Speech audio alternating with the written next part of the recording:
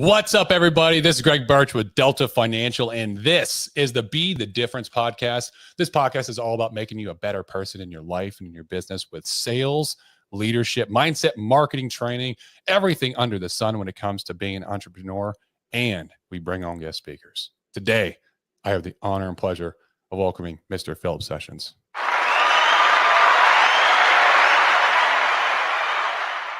What's up, Philip? What's going on, bro? Hey, Greg, how you doing? I'm doing well, man. I'm doing well. Thanks for coming on the pod, bro. Of course, man. You're like, let's get this thing started. All of a sudden, it's like deep voice, and I just drop behind the scenes. Like, I'm backstage now. What's going on? This is awesome. I've been doing like recording long enough that like it's like a switch that flips. It's like when the record starts, podcast Greg comes out. Yeah, right. So first time I've had a standing ovation, or I guess a seated ovation. Yeah, podcast. I've never had people clapping for me like that. And what either. did you think about it? That was awesome. I like it. It's a nice little touch. It kind of makes people smile every time. So yeah, definitely. You got me smiling. So I love it, man. I love it. Well, Philip, what I'm going to do is I'm going to talk a little bit about you. I'm going to introduce you to the audience so they know a little bit about who you are, and then we'll turn it over to you and you can tell your story. So, all right, man. So Philip here, he's a husband, a Christian, fitness enthusiast, a coach, an author, a podcast host, a public speaker, and a speaking coach at Speaking Sessions, his company. Philip is a connector of people, inspires them to become the best version of themselves, which is why he's on the Be the Difference podcast. He does this by helping people build a stronger mindset, learn to speak more confidently, and get comfortable in their own skin so that they can impact others through their message. Philip, I love that. I love everything about that. Yeah, I appreciate that. And one thing that I forgot to tell you about, I'm a father as well, so I didn't put that in the bio. Oh, man. The most important one. Right? I guess I'm getting back at my little 1-year-old daughter because I did a video of her. We had this little butter churn thing from my dad's mom, and she was churning butter. I'm like, churn, baby, churn. And she like all of a sudden she like rolled her eyes at me. I'm like, oh, it's just starting. So that's like, maybe that's why it's not. Girls get sass early, bro. How old is she? 1 year old, man. Oh yeah, Oh, girls get sass early. Yeah, I remember my daughters. That's funny. But I'm looking forward to it. But yeah, definitely a father there. But I appreciate you having me on the show, man. A little bit more about, I guess, but did you ask? I'm so used to everybody asking, tell us a little bit more about yourself. I blanked out on the question because I felt like I needed to say that I'm a father as well. Such an important thing. Hey, man, like I said, this is your ride.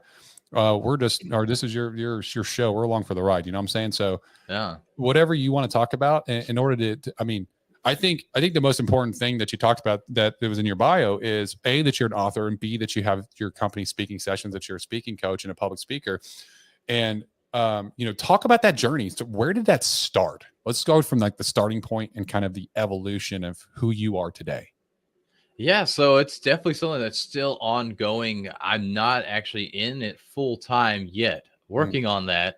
But currently, I work at BMW Manufacturing, where really the speaking side started. I had this desire for years now where I wanted to get on stage. And in the last couple of years, I have been able to get on stages. And this past year in 2022, I've really put a huge focus on this. But late 2021 was actually whenever I started the speaking coaching business. And that came about because I have a degree in electrical engineering. So I program control systems at BMW Manufacturing, basically automating the process of building the car. And I actually made a switch into HR, doing leadership and professional development. And so one of the things there within that training department was to do presentation skills. And of course, having this entrepreneur blood in me, just thinking like, I want to get on stages. I want to be able to speak in public.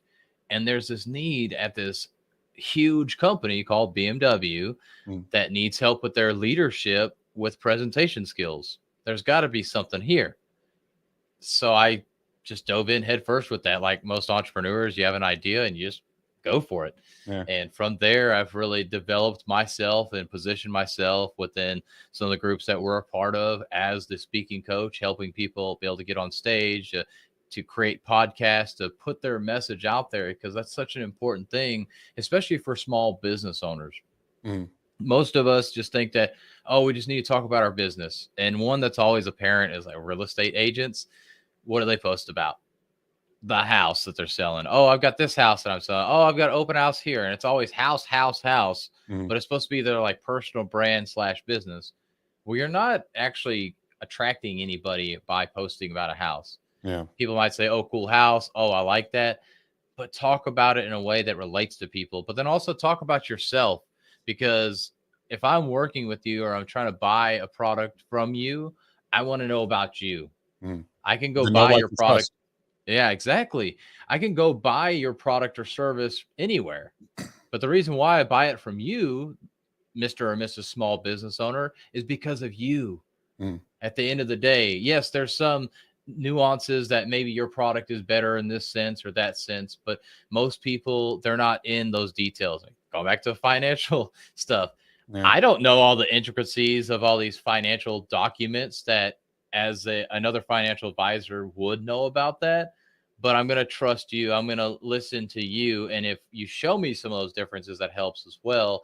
But Mm. at the end of the day, it's based on if I like you or not that I'm going to work with you. That's how it is for small business owners. And that's what I really focus on within the public speaking realm, helping you build up that personal brand so that you can get on those stages. And then from there, you start to create more impact, which then goes back to creating more income for yourself. Because by being on stage, you're in front of essentially hot leads, people that are interested in the thing that you're talking about, which then means that they come and work for you because they're getting to know, like, and trust you. And you're building that authority through building the personal brand. But then when you're on stage, you have that ultimate authority because you don't just happen to get on stage.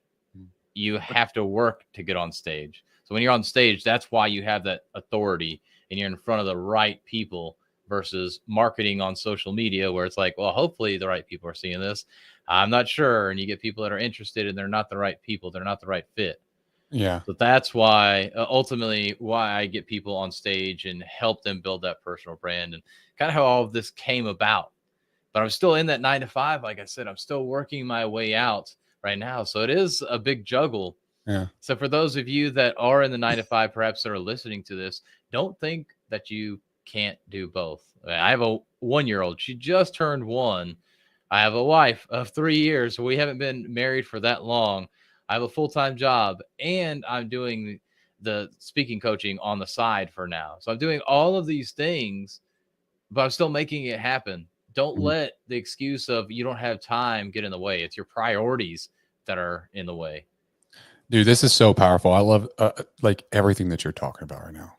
Because there's so many different layers of advice that people can take away from this right now. First and foremost is how you found a need in your current environment. How you found that just by kind of like being, oh, here's this need. And you started and you just jumped right in. You started doing it. You started practicing. You started getting in front of, I assume, employees at BMW and speaking to large amounts of employees on leadership, on HR related matters, stuff like that. And it made an impact so much. And you said, hey, I kind of have a knack for this. Right. Mm-hmm. So you built your passion through doing, right? Yes, exactly. And a lot of it too, it just came down at first. I was like, I was already in the leadership realm within HR, and they actually asked me to go back into the technology. So now I actually do logistics automation, which essentially means that I program robots to deliver parts of the line. So a bunch of technical stuff. Yeah. And I always say as well that I like talking to people a lot more than I like talking to robots and computers. Although that's what I do full time. But through that, I've refined this over time. At first, it started with like, oh, I want to work with leadership. And then I realized, I do want to work with leadership, but not necessarily leadership from a corporate or a 9 to 5 world. I want to work with small business owners. And so, okay, what small business owners? And now it's service-based small business owners. And I'm slowly niching down more and more and more. It's just like our message. If you are trying to work with everybody, you're essentially going to work with nobody. Just like if you try and share a message that's supposed to reach everybody, it reaches nobody. So you Dude, I need to be literally had a training about this right before I came on. And I was telling the company on this company-wide training, like because we're talking about recruiting and leadership and how those go hand in hand. And I was like, one, you got to believe in because recruiting is sales. You're selling people, you're influencing them to be a part of what you're doing here. So you have to find out what it is that they're looking for. It's the same as when you're sitting with a client. You can't go to the client and say, we're the best. I have the best product. What you have sucks, blah, blah, blah. Because then you're going to insult them. They're not going to buy from you and it's not going to be good. And that's how people recruit. It's like, hey, let me find out where you're at. What are you looking for? What are you missing? Right? How can I help you? And no matter where they're at, be like, hey, I know that company. I've heard great things. I've heard they're good at this, this, and this. Let me show you how we're a little different and maybe it'll make sense. Let me take 10 minutes of your time if you don't mind. It's a completely, vastly different conversation. But the point of that was when I was telling them, like, when you actually recruit, the best way to recruit, instead of trying to recruit the world and talk to everybody, you want to put out your brand, your message, who you are, what you like. People will start researching you. You will attract the people that you're looking for that fit who you are, what you stand for, what you believe in, and you will start to attract them slowly. It will take time, but you will attract them. And they're going to start noticing everything. And when you attract the right people, it's your message is direct. So it's very focused and you'll attract the right people. If you try to attract everybody, you'll attract nobody.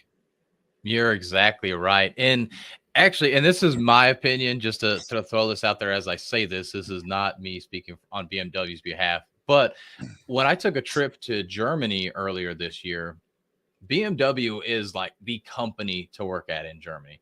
There's so many plants throughout Germany that when you grow up, that's what people say. I want to work at BMW. Yeah. But that's not the case for here in the States. A lot of people, maybe here in South Carolina where I'm at, they say, I want to go work at BMW when I get older. But in the other states, they're not saying that. And that's a hard concept that I'm noticing from an outside perspective, even though I'm within BMW, I'm not on these conversations with them. But that I notice is that they still have this mentality that everybody wants to come to BMW because in Germany, that's the way it is. But in the United States, it's not that case. Not that BMW is a bad company by any means, but they're thinking that their brand is doing the work for them. And that's what so many people think, especially small business owners. Oh, I'm a small business owner. People want to come to me. Oh, I have this product or this service. People are just going to want to come to me because they need that. No, they don't care who they buy that product or service from. As long as it fills their need, that's all they care about. They can get it from anybody, any brand. But why they want to buy it from you, going back to what we were just talking about, building that brand, building your personal brand, they want to buy it because it's you. There's so many people within our Apex organization that want to support each other because we're a part of Apex, because they know they can know, like, and trust us automatically because we're a part of that group. We've kind of paid to get in that group, to be in that circle, but we're in that circle with them. So you have to build that know, like, and trust so people will buy from you. You may get lucky every once in a while. Yeah, you may get lucky every once in a while. And that's what it is. It's luck. It's luck. Yeah. And you think, it's almost, it tricks people because you think, oh no, it's working. It's kind of like, Ryan said on stage, were you at MDM this year? I was not. So Ryan was talking about power versus force on the stage. And he was saying that a lot of times salesmen will go and they'll like cold door knock, right? They'll be like, well, I'll go cold door knock because I'm going to find. And that's one of the hardest. Like if you're like solar sales and you don't even have leads, you're just knocking and being like, hey, I don't see any solar panels here. You want to, and doing that is the hardest type of sales across the board. It's the worst, right? Yeah. And he's like, that is force. That's sheer force. Like you have to put in a lot of energy and a lot of effort.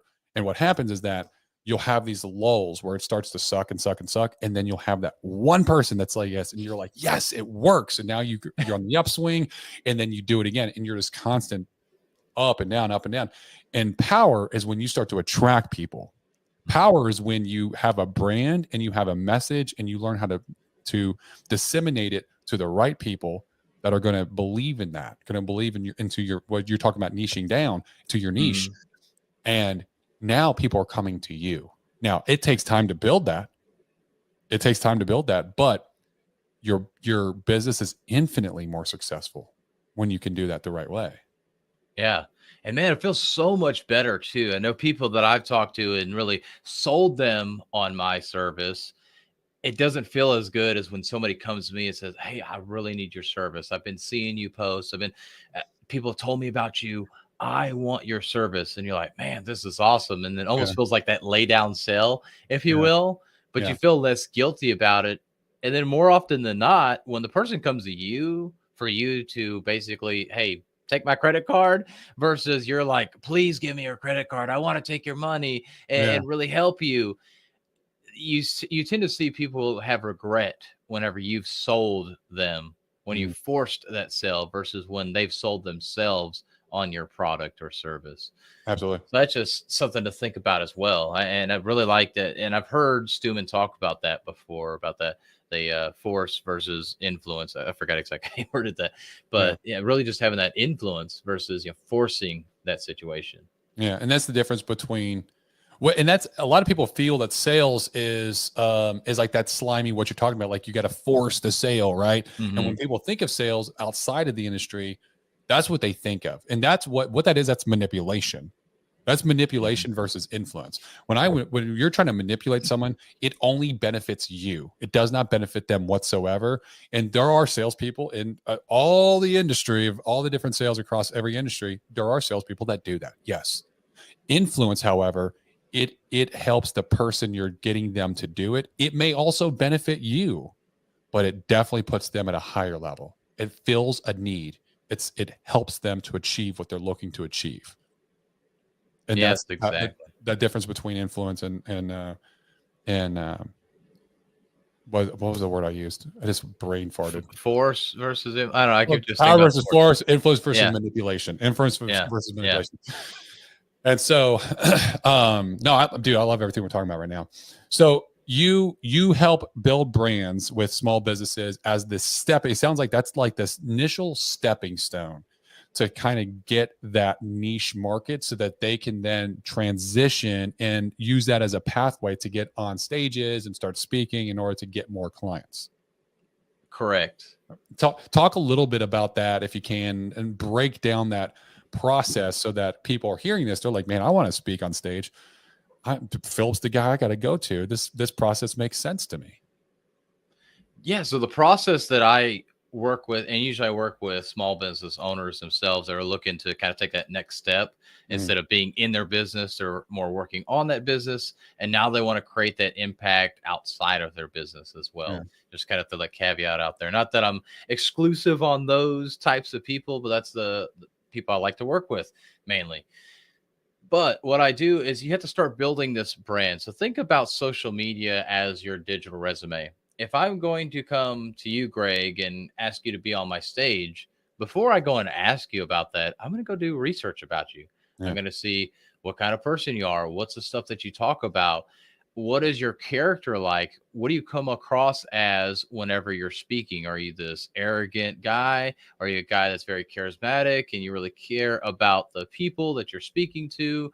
How are your videos coming off? How are you presenting yourself on social media? So this is why I always start there. Everything minus YouTube is what I'm talking about when I talk about social media. So LinkedIn, Instagram, TikTok, Facebook, everything except for YouTube, and YouTube comes later. So we start here, start building that personal brand there so you can have this audience.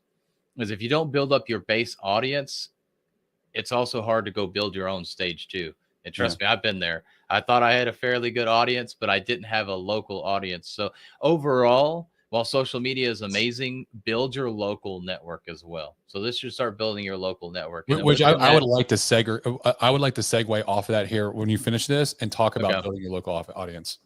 All right. So But go ahead. we can definitely dive into more details here later, but basically you're building your authority because you're constantly talking about yourself so people can get to know, like, and trust you. Yeah. But then within your local Facebook groups, within networking groups that you're a part of, post about industry specific stuff, because what happens in Apex all the time, it doesn't happen as much in local groups. But if you start doing the same concept of posting, so for instance, for me, I'll post about public speaking. If you have another service or product you do, post about that, because people will start associating you with that. And now you've built that authority within that group or that local group, whatever it is. And so start doing that. And the next would be a podcast. So you can build authority there. And then a book. Writing a book is a huge piece that everybody that's going to come get you on stage, they're going to want to see that you have a book. And that's a differentiator right there for you as well, that you actually have a book. Because actually, I've got a gig coming up actually within BMW. I'll be speaking for them. I happen to work there, but also because I was having conversations with that event host and that I have a book, they're wanting to buy copies of my book to be able to give out to the guests there. So sometimes event hosts will do that, where they'll buy copies of the speaker's book. So that's why you get that book. It builds that authority. And then the YouTube channel is where you actually start to be able to structure your actual speeches. Is YouTube is very structured, and you can start learning actually how to speak properly versus a 30-second reel. You're not going to get on stage and ever speak for 30 seconds unless if you're an MC. And even then they speak longer than that. So you use YouTube to help you really get your structure down. And then finally, as you've built up this authority and built yourself up, the stages will start to come, but you still have to go in and ask. So that's kind of a general overview of how I go about helping people structure through to build up their authority to be able to go get on stage. That's, you're making a great point about using YouTube in order to learn how to speak appropriately and get a message across. I noticed when I started to record podcasts, the first podcast I recorded, I was terrible. I was, and I was just like trying to, all kinds of mistakes. And I learned over time, one, I love having headphones on because I can hear myself. So I can really, I can tell how I sound, and I can slow it down, and I can use tonality, and I can get excited, and I'm like, what's up, everybody? It's Greg. So I learned how to do those things through doing podcasting and the power of influence through tonality, through your voice pitch, through your pacing, everything. And I can, just by listening to you, I can tell you're very polished. You've been doing podcasting for a while. You're very polished in your speaking and how you explain things. I love that. So that's that's a great tip. I love that. Yeah. So one other thing I'll add before we go on, I know you were going to ask another question, but with the YouTube channel as well, the great thing is if you're trying to learn how to speak, 5 minutes may seem like a long time at first to speak on one topic. And then as you start building that up, 10 minutes starts to become a long time, but 5 minutes is nothing for you. And eventually you can start building up these videos to be 20 and 30 minutes and even an hour. Because most of the time when you go on stage, I haven't really seen many times on stage where people speak for less than 20 minutes, unless if it's a very special case. But most of the time you're speaking for 30 plus minutes. Usually 45 minutes to an hour. Yeah, unless it's a TED Talk. That's about the only one. I think it's 18 minutes. 18 minutes, yeah. So most of them are over 20 minutes. So if you don't know how to speak for 20 minutes and then you try and get on stage, you're going to crash and burn. So get those reps in with that YouTube channel while you have no people listening to you, so you can get better over time as well. Absolutely. It also just gets the jitters out of like just being, because it's a very similar concept when you have a camera on and you know it's going to be getting in front of people. It's a similar sensation as getting up on stage, not identical, but it is a similar kind of feeling, like that nervousness. And you learn how to harness that anxiety to excitement, like you're getting prepared, right? Like this is something that you're getting the energy in order to come on and be excited about the message that you're trying to deliver, right? Yeah, exactly. So, so when it comes to building a local following, if there's any other business owners on here, they're like, man, I want to get my own stage. How would I do a local following? What are some tips that you would give? First of all, get out there in that network. Yeah. I think COVID, if anything, showed us that being in person is what everybody wants. Mm. Being in person is back now. So make sure you're getting out to these local events, and it can be Chamber of Commerce or Rotary Club. There's all sorts of local networking events you can find. I think Eventbrite has a lot of things like that. Meetup.com is another one where you can go and see what's going on locally. Facebook always has events that are going on in your area, but start meeting people. Mm. And then if there happens to not be a local group for you, so for us, we have Greenville Young Professionals, we have that Greenville, and we have all sorts of Facebook groups that you can be a part of, and just start posting in there, providing value, just giving content, commenting on people's posts to be able to give back as well. So it's not just always you posting in there, but never commenting on anybody's post, but building up that credibility and authority. Because believe it or not, what's happened for me is when I meet people in person, they're like, I feel like I've seen you before. And usually it's because I've done a video on social media and they've happened to see my face and hear my voice. So Yeah. when I see them in person, it's like, wait, I know you. I Yeah. haven't met you, but I know you. And so this is what you're trying to do and why you build up that local authority. And then from there, if you really want to build up that authority, and what I love to tell people to do is build your own stage locally. Do a lunch and learn. People love going to lunch and learns. Create a lunch and learn on a specific topic, get a sponsor to pay for the food, and you've got a stage now. Mm.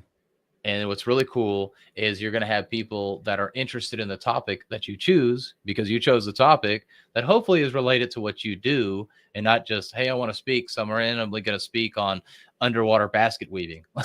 Let's make sure it has something to do with what you talk about and the service you can provide. Because I've seen people that go up and speak, and they'll speak and give an awesome presentation and give awesome information for people. But it's kind of like you get to second base with this girl, or she gets second base with you, but it was just a tease, and there's nothing you can do after that. It's just like, oh, there's no okay, leads. There's no follow through. Yeah. Exactly. We're done. And people are like, they want more. You're teasing them there. Yeah. So you have to make sure it goes somewhere afterwards. Not that you're always trying to sell, but if people have nowhere to go, why are you doing it in the first place? It's like starting a business, but you never want to sell anything. Yeah. Why are you doing that? So yeah, create that lunch and learn to build that ultimate authority overall. But get in those Facebook groups, network locally, build lunch and learns. That's how you're going to build that local network up. And once you start building that up more and more and doing these lunch and learns, which is either very cheap or free because you get a sponsor who also is going to bring people in that aren't in part of your network to come speak there at your event. Now you're building up that credibility and authority with other people and just continuing to build up your local network. And all of a sudden you can do an event that's 100, 200, 1,000 people in your local area because you've built up that authority. But you have to do this time and time again. It's not a one-time lunch and learn, and all of a sudden now you got 1,000 people at your event. Yeah. And to be really just frank, that is with anything, whether you're going to do public speaking, whether you're going to do a book, you're not going to do a New York Times bestseller the first time you write a book, right? It's just, you have to put in the reps. You're not going to get the best clients the first time you get on the phones and you start to sell. This is across any part of the sales industry or any kind of entrepreneurial industry. Every piece of it, you have to put in the reps, right? You're not going to hit a home run right off the gate. I think what I'm liking about this conversation is the power of communication. I believe that when it comes to communication, both in verbal and written form, is the most powerful skills that any entrepreneur can hone and master in order to be successful. And that's why when it comes to public speaking, that is a perfect venue for you to share your story, share your brand, promote your brand, right? Sell services, whatever the service may be, and grow your business. And it's the power of communication. That's all we're talking about here. That's why I love everything that Philip's talking about. And that what everybody has to take away from here is that it can start from something small. It can start from a seed, but it's just doing those reps and getting those actions in.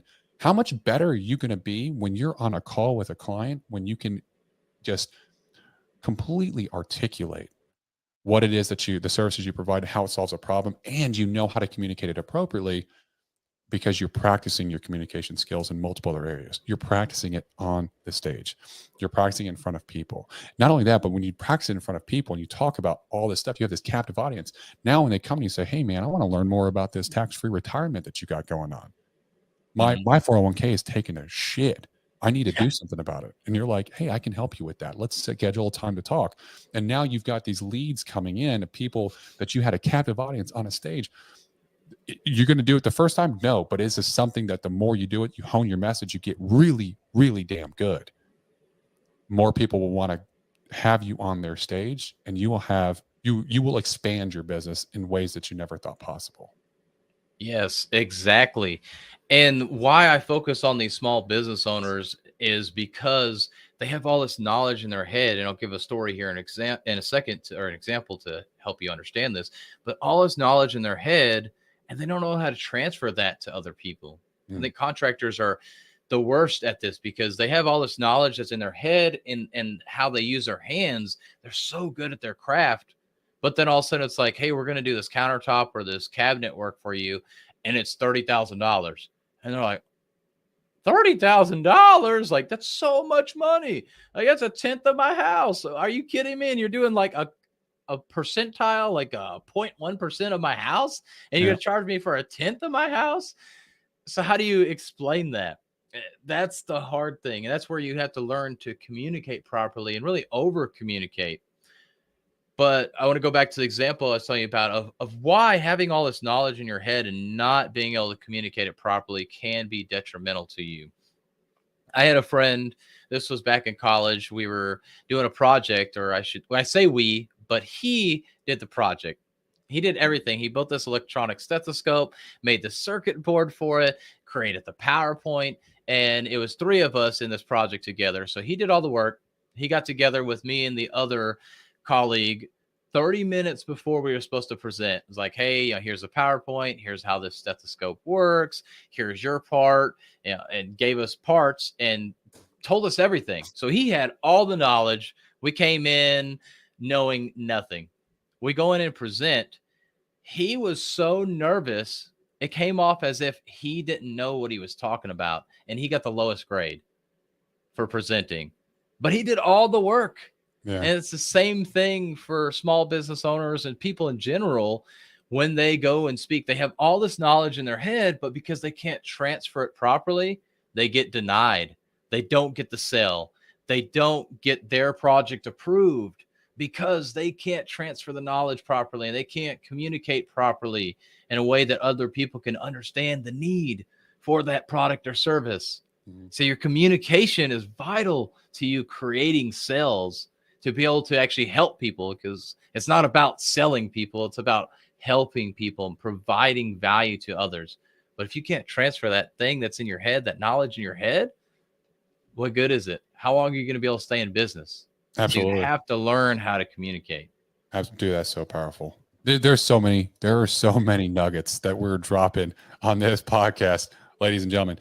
You have to start, go back and rewatch this one for sure, because this is fantastic. And this is the same stuff that I teach all the agents in my company. Literally just had a conversation about changing the word sale from sale to help. And if you're trying to help people to solve a need, and you have to feel it in your heart, it has to be genuine, then you're going to be able to help more people. They're going to be more willing to want to listen to you, and you can communicate what it is that you're trying to help them with. It also takes away the nerves. If you're like, well, I've got to sell them, there's a pressure put on you. Mm-hmm. When you're just trying to help somebody, it's just like it's like Roy Vaden and what he says. It's hard to be nervous when your heart's on service. Yeah. If you're looking to provide service, you're looking to help people, you shouldn't be nervous about this, right? Yeah. And if you believe in your product, and you know it's going to help people, and you think it's the best, you believe it's the best, and you believe you're the best person to help them with that product or service you have, then there's no reason to be nervous to help them and explain how you help them, because you have the knowledge within. So dude, this is And fantastic. that goes into the number one question I get asked. How do you get over the fear of public speaking? By getting over the fact that it's not about you. If you only think about you when you go step on that stage and how people are going to perceive you and what they're going to think about you, you're going to be nervous every time. Yeah. But when you're focused on that audience, when you're focused on giving value and giving back to them, and you're not focused on yourself, most of the nerves go away. I mean, you're always going to have some kind of nerves, but you'll be way less nervous and fearful of speaking because you're focused on them and it's not about you. That fear comes from being focused on you. So stop focusing on yourself. Focus on the people you're trying to help and serve. Yeah. Another good tip is I used to, I've been doing Zoom trainings and large Zoom trainings with all the agents in the company and whoever attends. So sometimes there'll be a lot that attend, sometimes because of scheduling, there's less. But that's very similar in a fashion because I'm doing it live and I'm just going off the cuff, but I'm trying to provide value so that I'm teaching them something so they can take away some knowledge, they can apply it to their business and they can learn. But I just got off of a training where I spoke for 45 minutes, right? And when I first started doing that, when I first started doing those trainings, I was nervous. I was like, man, what am I going to say? How am I going to say it? Like, all right, so I got to plan all this out and make sure I hit all these points. And like, I'm trying to like make sure that I sound good and I do well and I don't mess up, right? It's all about me. Now I've been doing this so long and I'm like, I trust myself. I know the material. I can have this conversation with them. And even if I do like for a split second, like I missed my point, I can usually still ad lib a little bit to get right back onto it and get back on track. And it's not about me. It's about everybody that attends and making sure like, how can I make this message so impactful that it touches at least one person and it helps them to make a change, even a slight tweak in their business to make them better. And that's what it's about. Yes, definitely. Yeah. So you could like, and I assume as I've spoken on some stages, I've never been paid, but I spoke at some stages, and the nerves that I had going into Zooms initially is very similar to the nerves that I had when I first got on the stage.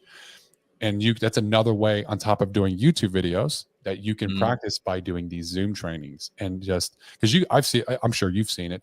I've seen Zoom trainings where it's just like, yeah. Oh yeah. Not engaging at all.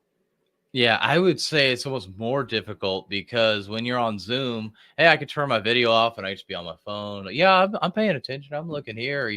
You may not be able to see me because there's 100 people in there, and so my picture is way over here, and I have my mic on mute. So you never know what I could be doing. I'm on my computer. I could have another screen up, but I'm sitting here looking, but I'm really looking at my computer and doing something else. Yeah. So you're really having to work to capture that audience's attention because they're sitting there on a computer where they can have other distractions versus in person. You can feel the energy a lot better. Just similar to how everybody always says the camera adds 10 pounds to you. The camera takes away 10 or 20% of your energy as well. Yeah. So when you're talking normal on the camera, it comes off as very dull, or even in the microphone, it comes off as more dull than it would in person. Absolutely. So you really have to over exaggerate when it comes to being on camera. So I'd almost say as far as engaging the audience, it's really harder on camera on a Zoom call than it is in person. But yes, they definitely do have very similar aspects, except for me to make eye contact. I just look at the camera lens and I've made eye contact with everybody, versus on stage, I guess start looking around and looking at different people because I just stared at you from stage and you're in the audience. That would get really weird. And real weird. Everybody would feel very uncomfortable. Like, why is he just staring at Greg? Like, man, I know he's got like big muscles and Phil's talking right to me. I can't not make eye contact. Yeah, that's funny. So you have to look around. So there's definitely a lot of similarities. Definitely, that's I guess a safe space, if you will. I hate to use that word, but it's a safe platform to use for you to get better at public speaking as well. And if you create a virtual event, it's relatively cheap or free. You probably already have a Zoom account. You basically invite people to come on and you speak about a topic, and you don't have to worry about logistics of getting people to your event, to having the event space and lighting and all that stuff. Yeah. It's another great opportunity to be able to build your network as well and be able to get those reps in to speak. So, yeah, No, that's a great tip. I love that. So you're in the process of writing another book, your second book. I am. Tell us about this book, bro. So it's a lot to do with what we talked about, but Yeah. it's called Dominating Your Industry. And what I go through is really just talk about how you need to build up your personal brand through social media. So I go through the why, the what, and the how. And then I talk about at the end, of course, what everybody wants to know about is how do you get paid to speak. So I Mm. talk about that in the very last chapter there for you. So you can learn how to actually get those paid speaking gigs. And just a little secret, it starts with the free gigs. You Yeah. have to start with those reps, those free reps, in order to get your name out there and get that exposure to get to those paid gigs. But in a nutshell, that's what the book is about, helping you build that personal brand, to build your authority, to go get on stage, to become that dominating factor within your industry. Because the only way you can stand out is by being the person that people think about whenever they think about needing a product or service like yours. Yeah, dude, that's a fantastic. I want a copy. Let me know when it, Nice. because I will look like that's something I want to get to is doing paid speaking gigs Mhm. and getting on more stages. And so that's something that's literally right up the alley of what I'm wanting to do. Well, So good, man. Well, we can have that conversation offline. But yeah. December 9th, yeah, December 9th is the launch date for that. Awesome. Where can they buy it at? So Amazon will be where they can buy it at. Mhm. I will have copies as well. So if anybody wants a signed copy, they can definitely reach out. It'll be on my website at speakingsessions.com. I don't /book /something else. Yeah. It'll be there on my / website. dominate / Yeah, yeah, for dominate your industry. yeah. Love it. Love it, man. Well, Phil, dude, thank you so much for coming on and just sharing your knowledge. And you poured in so much today. This is going to be a fantastic episode for people. I know they're going to want to reach out to you and learn more, possibly even get help from you in order to help them with their aspirations of wanting to get into public speaking. If anyone wants to reach out to you, what is the best way they can? You can either go to my website, speakingsessions.com, or better yet, I love Facebook. I know most people don't, but I love Facebook. So you can find me there at The Real Philip Sessions. That's Philip with one L. Awesome. Awesome. Well, I end every podcast, Philip, with a question, Oh, man. a philosophical question. You have the ability to break bread and have a meal and learn and pick their brain of 3 people, dead or alive, throughout all of history. Who are those 3 people and why? Man, that's a good question. I would have to go with the first one being my dad. It's been actually coming up on 5 years since he's passed, and so I would love to just kind of not necessarily pick his brain, but really just kind of tell him about what's happened since then. I mean, so much has happened in life, and just tell him how much I love him and the inspiration that he provides to me, even to this day. Just really breaking that bread there with him and just being able to have that conversation. That's Number powerful. two, yeah, number two would probably be George Washington. I mean, the first president of the United States. Just really seeing how he was, how things were back then. Just it's amazing. I know he was one of the older gentlemen that created what is the United States now, but still, just to see how he led these group of men and why they chose him, because there were so many great leaders at that time, so many strong and intellectual people. Why was he chosen to be that first president? So really having that conversation with him. And Mhm. then yeah, third one, that's tough. I'm gonna change this up a little bit, like, really breaking bread with my, I can't decide if I want to talk about to my future self or to my past self, because Oh, I don't, that's a man, good one, bro. yeah, oh, man, that's tough. It's like I don't regret what I've done in life. And sometimes I think we learn what we learn when we need to learn it. Mhm. So going back in time, I don't think things would, I don't think I could influence that change necessarily, but I guess I go forward. I'm telling my past self. I don't know. That's a whole mind warp right there. Yeah. Well, I'll go with my future self though. Just be able to break bread with that future self and just really see where I'm going, because I know as I've niched down within my business and gotten more clarity of where I'm going, I've enjoyed this journey more. Like just the grind between the 9 to 5 and the side hustle sucks. I mean, it sucks so bad, but it's gotten so much better as I've found the clarity of where I'm going. Once I've really known what I'm doing, who I'm trying to help, and where I'm going, the grind has been easier. It's been more enjoyable. Yeah. So I think talking to that future self and be able to see, future self, this is where you're at right now. Man, I can't wait to be there. I know the path that I'm on right now is the right path that I'm doing, and it's all going to be worth it. It's all going to be worth it one day. But I can also have that clear visual picture instead of just what I envision. It's actually clear on who I'm going to be in that future. So that'd be the third person I'd have to break bread with. Phil, those are phenomenal choices. I like that. That's a unique one. I've not heard that one yet. George Washington has not been picked either yet. So that's a good one. Nice. Philip, thank you so much for taking the time to come on and pour into the audience. Ladies and gentlemen, this has been a phenomenal podcast. The best thing that you can do if you got value from this, and I know that you learned something from Philip, is to share this content, word of mouth, put it on your Instagram, on your social media, put it on a story, link it so that people can learn more about Philip.